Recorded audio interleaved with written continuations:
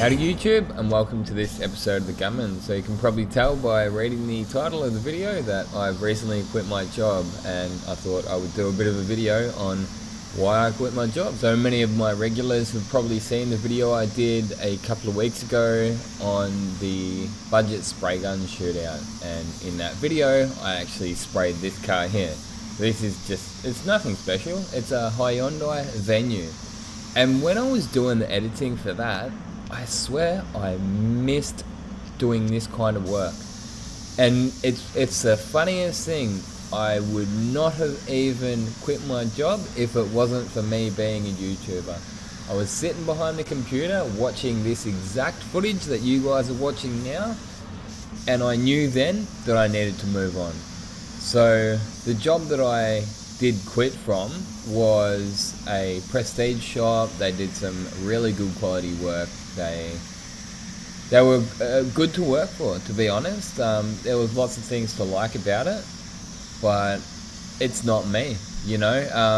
They were too slow, the slow paced, so I really missed the fast paced, just get in and smash them out. It got to the point where I was no longer being challenged at work.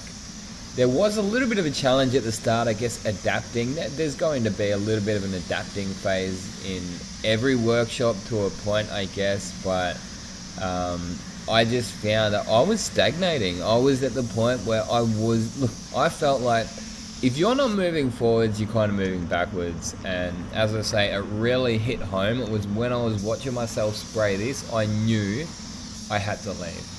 So as it turns out, I've already left. Now, just to be clear, there will be some videos from that old shop.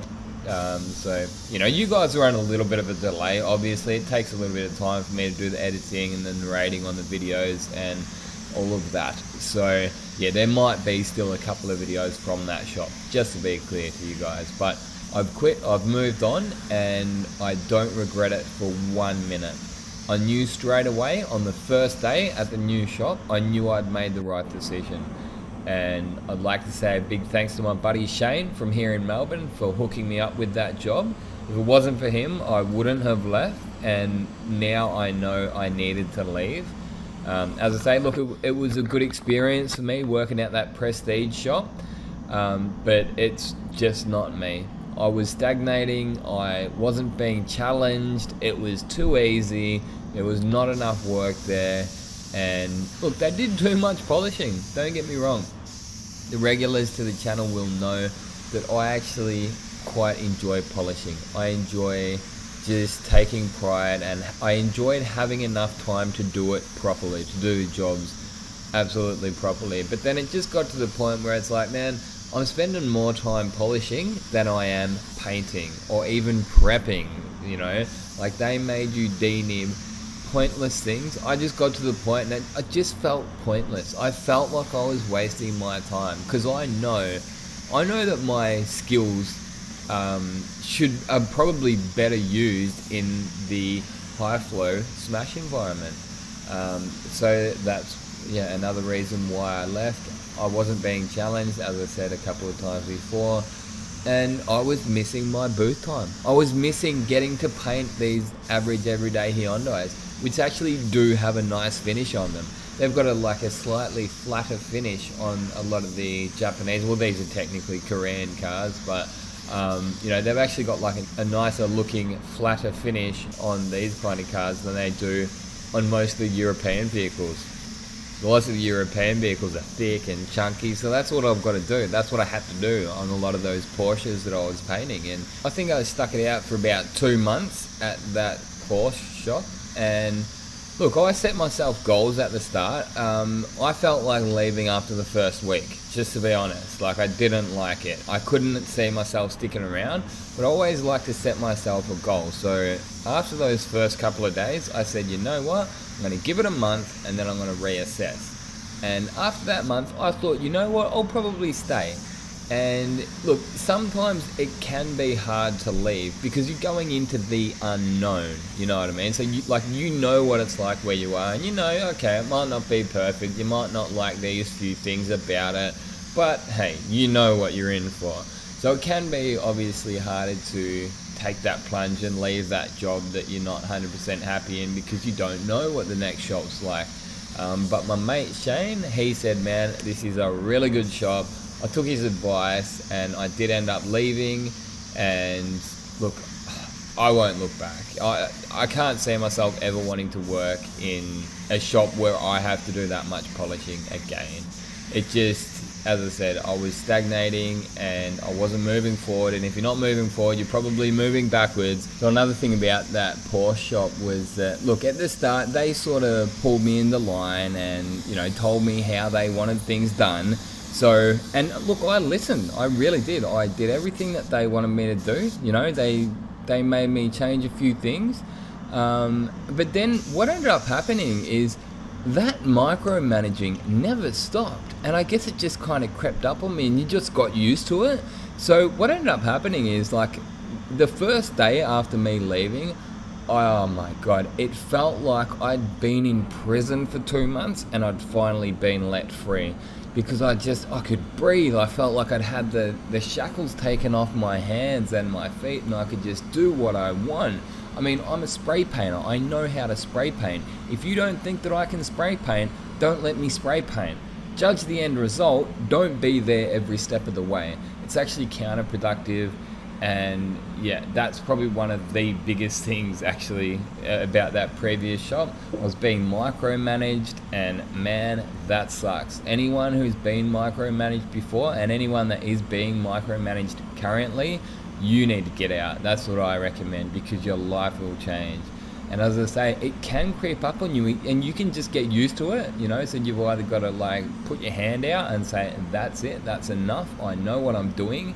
Tell me if the end result is something that you don't like. Another positive about leaving is that you will find out how much you're worth. There is a good chance that you could end up staying where you are with an extra $100 or so in your pocket, because your boss realizes, you know what, we can't lose that guy because he knows all the little ins and outs of our spray booth and the paint system. So your current boss might not even let you leave, but then they might end up giving you a bit more of a break for starters. They'll be like, okay, well, we'll be a bit nicer to him because we don't want him to leave, and we'll also give him a little bit more cash in the hand to make him stay.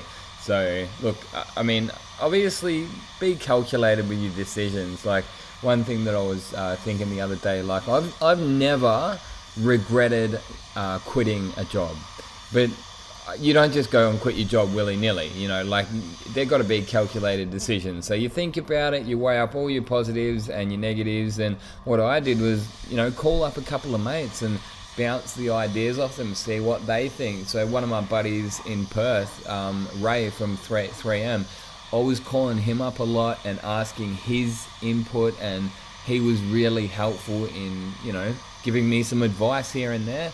Ultimately, I obviously did decide to leave, and here I am. This footage here is of the new shop, so I'll be doing a bit of a workshop tour of this shop soon. But look, I'm learning a new paint system, so that's another thing. So I'm learning, I'm getting more opportunities to jump in the booth, I'm spraying more. Like this job here, this is like down the side, and it was front and rear bumpers on this Honda Civic here, right? So this is basically like a month's worth of work in that previous shop. I got this done in one day, prepped, masked, painted, all in one day. So fair to say my new boss should be pretty happy with me. I think they are. I can see myself staying here for quite some time. They are a ripper bunch of people. And honestly, look, I've said this for quite some time now. The work is the easy part of work. It's navigating the egos and the people and all the rest of the things. The work is really not the hard part for me. So for me to smash a job like this out in one day, that's easy, you know, and to the good quality standards, no dramas. I can do the color matching, I can do the prepping, painting, the masking, all of that, I can do that. And the people at this shop here are absolutely awesome. A really friendly bunch of people. I can't see myself having any run-ins with the guys here. It was actually my mate Shane who said this one here, and I think he's 100% right. A lot of the time, when you get painters that take a disliking to you, there's a bit of psychology going on behind that, and it's the fact that they feel threatened. They see your skills and they feel as if you're possibly gonna take, you being good takes away from their skills. But at the end of the day, that's just stupid. That's feeling inferior. Like, if you're good at what you do, it shouldn't matter if there's another good painter alongside you. There were a few people, like the audience was kind of split. I couldn't say it went either way 100%, but like there was quite a few people in the comments saying, dude, I don't know if you're gonna last here. I couldn't help but notice that there wasn't many cars in that shop. And a few other people said, look, I tried that kind of work. And look, it's not that we can't do it, it's just boring. It gets boring doing that that slow pace, denibbing everything. But then, yeah, I had some other people saying, dude, you're going to excel at that. And look, I could do it. I was 100% more than capable of doing the work that they required. So that's, a bit of a feather in my cap. I told my mate Shane, actually, the guy I was talking about before, I said, oh, well, it was good for me to prove to myself that I could do it. And he's like, dude, I worked with you like in 2011. I knew you could do it in 2011, you know what I mean? So, yeah, I mean, look, it was a good chapter, but it's over. And, yeah, let's get ready for the next one. I'd like to say a big thanks to everyone for watching, and if you'd like to support the channel further, you're more than welcome to go over and check out some of the merchandise we've got. My personal favourite is those spray suits, so they're a good quality Colad branded spray suit with a Gunman logo on it. There's also hats, drink coolers, hoodies and t-shirts, so be sure to go over and check out the link in the description if you are interested.